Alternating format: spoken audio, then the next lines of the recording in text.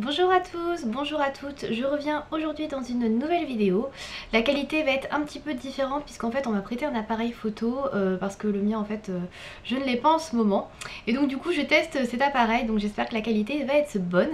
Donc aujourd'hui je vais vous présenter le Shop My Stash de ce mois de novembre et décembre 2015 puisque maintenant c'est sur 2 mois à chaque fois.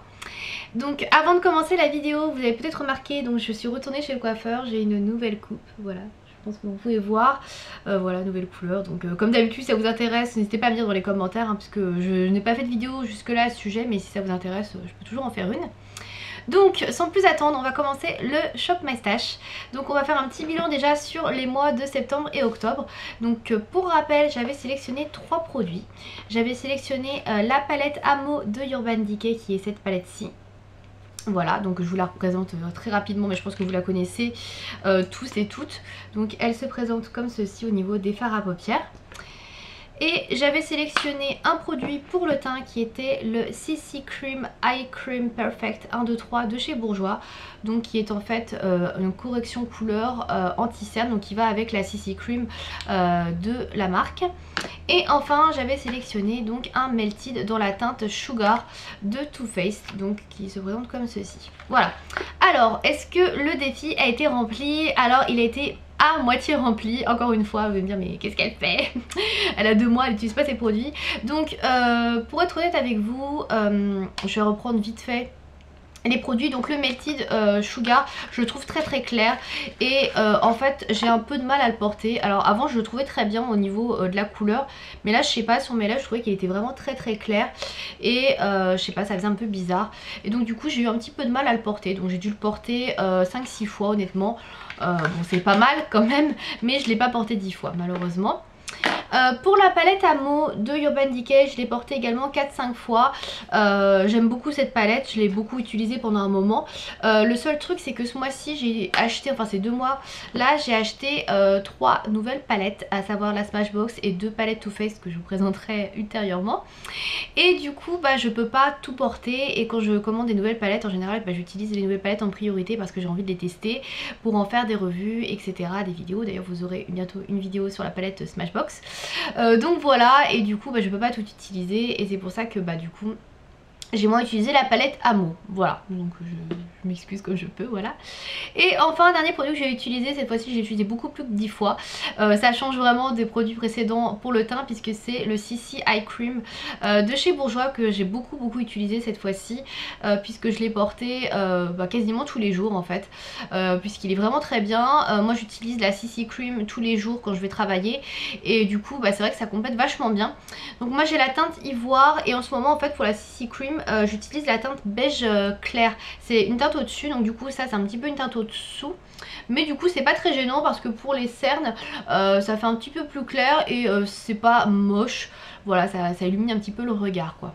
Voilà, donc en tout cas ce produit là est super bien par rapport aux autres produits teint que j'ai pu tester dans les autres vidéos. Voilà, on va passer aux produits de cette période on va dire, donc de novembre et de décembre 2015. Donc j'ai sélectionné 3 produits que j'utilise pas du tout, donc pour les ressortir un petit peu de mes tiroirs.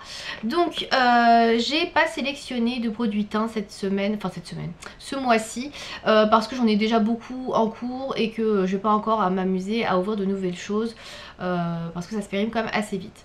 Donc tout d'abord j'ai choisi un rouge à lèvres de chez Bourjois, donc c'est un rouge édition Velvet. Il faut savoir qu'actuellement j'en utilise un tous les jours pratiquement, qui est le Don't Pink of It, qui est un rose nude. Et en fait j'ai celui-ci également que je n'utilise pas du tout, qui est resté dans une boîte, qui s'appelle le Happy Nude Year, qui est également un rouge à lèvres Velvet, un rouge à lèvres mat en fait, qui est nude rosé. Je vais vous faire un swatch tout de suite pour vous montrer. Il est un peu plus intense quand même que celui que je porte tous les matins. Donc celui-ci est un peu plus vif au niveau de la couleur. Mais il est quand même très joli et je pense qu'il peut quand même se marier avec beaucoup de tenues et de maquillage. Donc voilà, je pense que je vais essayer de l'utiliser donc les 2 prochains mois. Je suis restée quand même dans quelque chose d'assez discret pour pouvoir le porter régulièrement et non pas un gros rouge à lèvres prune très foncé quoi. Ensuite j'ai choisi pour les yeux une petite palette de chez Kiko qui je pense est de saison, donc je pense qu'il n'y aura pas trop de mal à l'utiliser, on verra bien. Donc c'est une palette Color Fever eyeshadow palette, voilà. Donc c'est une palette qui est sortie il y a un petit moment. C'est la référence numéro 7 que j'ai choisie, qui s'appelle la Poche Burgundy. Donc dans les tons prunes etc, je pense qu'il n'y aura pas de souci à la porter. Le packaging est vraiment très mignon. Voilà pour la référence, de toute façon vous l'avez déjà vu. Et elle se présente comme ceci en fait. Voilà, donc je pense que les couleurs sont vraiment très jolies. Et on est vraiment dans la saison automnale etc, donc du prune, du marron, avec un petit peu de rose. Je pense que j'aurais pas trop de soucis à porter ce genre de teinte à cette période là. Et puis c'est l'occasion également de ressortir cette palette que je trouve très jolie mais que finalement j'utilise peu, puisque c'est vrai que j'ai toujours des grosses palettes à proximité de moi et du coup j'utilise plutôt ça que des petits quads de chez Kiko ou d'autres marques d'ailleurs hein, qui sont tout aussi bien et qui sont vraiment de qualité quoi. Donc voilà. Et enfin alors là c'est une petite nouveauté puisque d'habitude je choisis que du maquillage. En général là j'ai décidé de choisir un soin. Donc c'est pas un soin que je vais finir en 2 mois, mais c'est un soin en fait que je vais utiliser parce que je l'ai toujours pas utilisé, que j'ai depuis je pense au moins 1 an. Donc il s'agit d'un roll-on pour les yeux qui est défatigant de la marque Sephora. Donc je sais pas si ça va bien faire la mise au point, j'ai essayé de faire des réglages avant de commencer à filmer, donc on va bien voir. Voilà, donc en fait donc c'est un produit qui est fait pour défatiguer les yeux, les poches.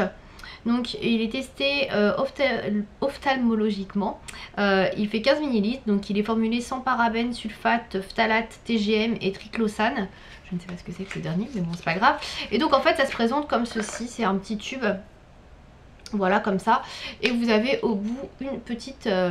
voilà, des petites billes que vous passez sous vos yeux le matin pour défatiguer votre regard et enlever un petit peu les grosses poches que vous pourriez avoir de la nuit si elle était courte. Ou pas d'ailleurs, hein, des fois vous avez quand même des poches malheureusement.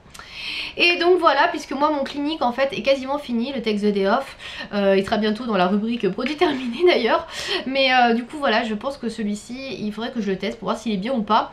Je l'avais acheté en promo, il avait des avis assez mitigés, donc on verra bien. Mais de toute façon le clinique moi je le trouvais pas super, donc je pense que ça peut pas être pire. Voilà, donc petit récapitulatif pour ces mois de novembre et décembre des produits que je vais utiliser. Donc la palette de chez Kiko Poche Burgundy, le rouge à lèvres Velvet Matte de chez Bourjois, et enfin donc le petit roll-on pour les yeux défatigant de chez Sephora.